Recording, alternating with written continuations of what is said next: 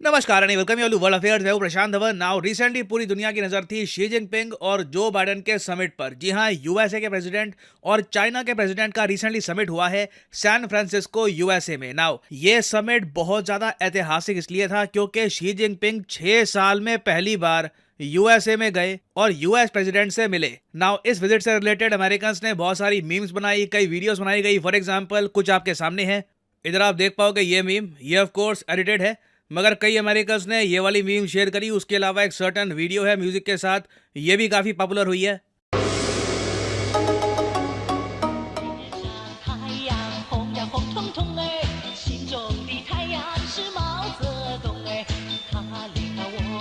और अमेरिकन इस तरीके से समिट का मजाक इसलिए उड़ा रहे थे क्योंकि सबको पता था कि ये समिट ओवरऑल फेल होगा। ये समिट प्राइमरली आप कह सकते हैं रखा जा रहा था ताकि वर्ल्ड वॉर 3 को हम रोक सके। लिटरली न्यूज आउटलेट्स ने ये हेडलाइन छापी है, avoiding world war 3 what Joe Biden Xi Jinping summit is really about.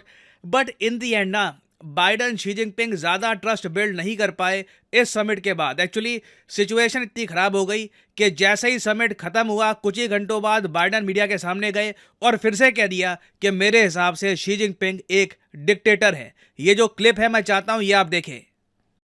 Yes. And Mr. President, after today, would you still refer to President Xi as a dictator? This is a term that we used earlier this year.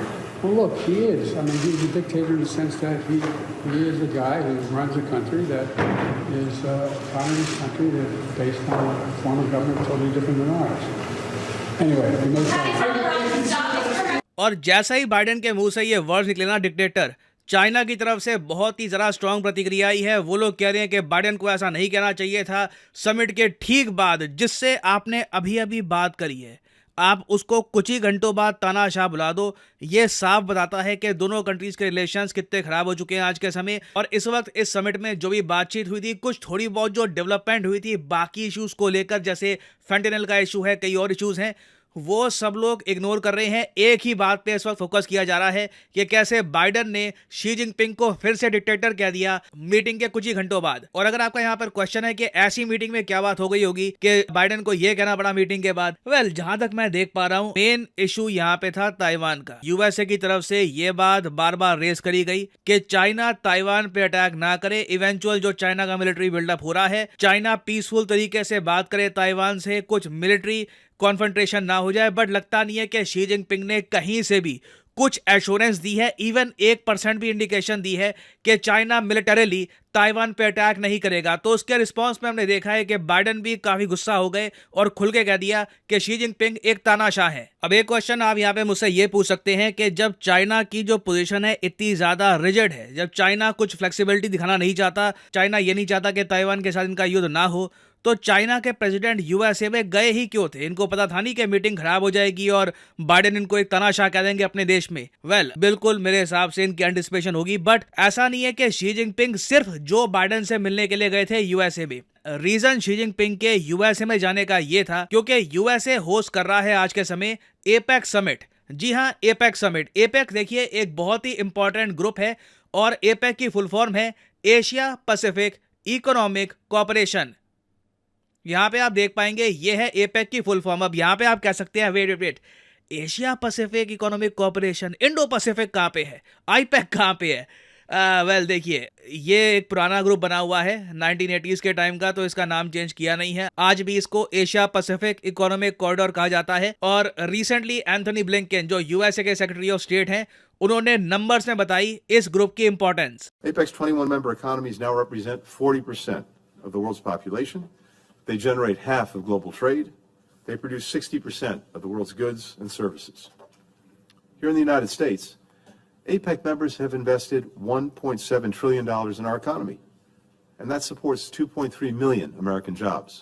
ना ये जो numbers है ये सुन के आप एक बार वो कहोगे कि वाह, इतनी सारी जो अमेरिकन जॉब्स हैं ये एपेक सपोर्ट करता है। कितने मेंबर्स हैं इस ग्रुप के?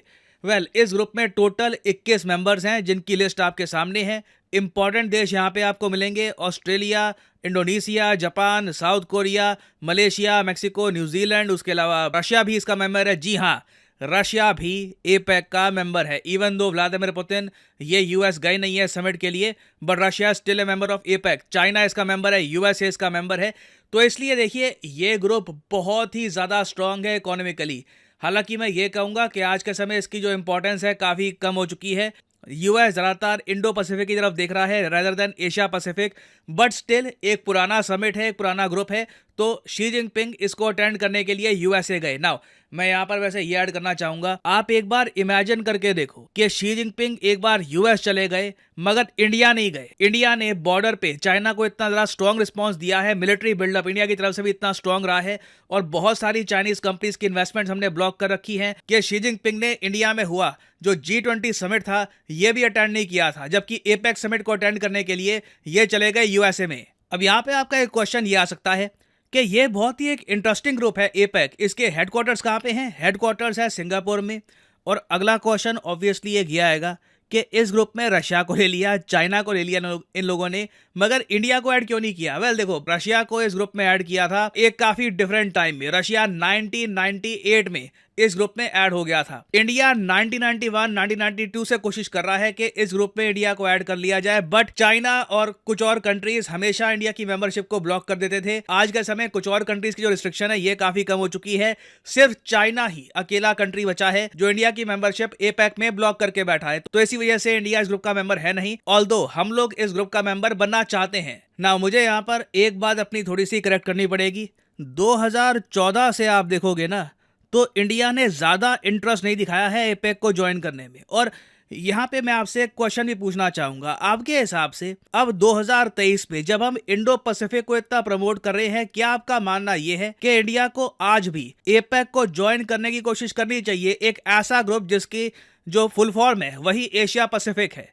तो लिखेगा इसके बारे में कमेंट सेक्शन में, मैं जानना चाहूंगा आपका ओपिनियन। आपके हिसाब से क्या इंडिया को आज भी एपेक ज्वाइन करने की कोशिश करनी चाहिए, या फिर आप मानते हैं कि सुनने में ये ग्रुप बहुत ज़्यादा आउटडेटेड लग रहा है, रशिया चाइना जैसे यहाँ पर मेंबर्स हैं, most probably in the future ये समिट्स भी काम नहीं करेंगे, तो इस ग्रुप को ज्वाइन करना पॉइंटलेस है? तो लिखेगा इसके बारे में कमेंट सेक्शन में, मैं जेन्युइनली जानना चाहूँगा आपका ओपिनियन। और अनअकैडमी के देखिए ऑफर चल रहे हैं आज के समय, ये जो ऑफर्स हैं इनको आप यूज कर सकते हैं टू गेट डिस्काउंट। तो कमेंट सेक्शन में लिंक आपको मिल जाएंगे, आप यहाँ पर कोर्स ओपन करके you can use the code PD10 और आपको डिस्काउंट मिल जाएगा। और जो सेल्स टाइम टू टाइम आती रहती है इनका भी आप लाभ उठा पाएंगे। So this is the end of the video, thanks for listening and as always may the gods watch over you.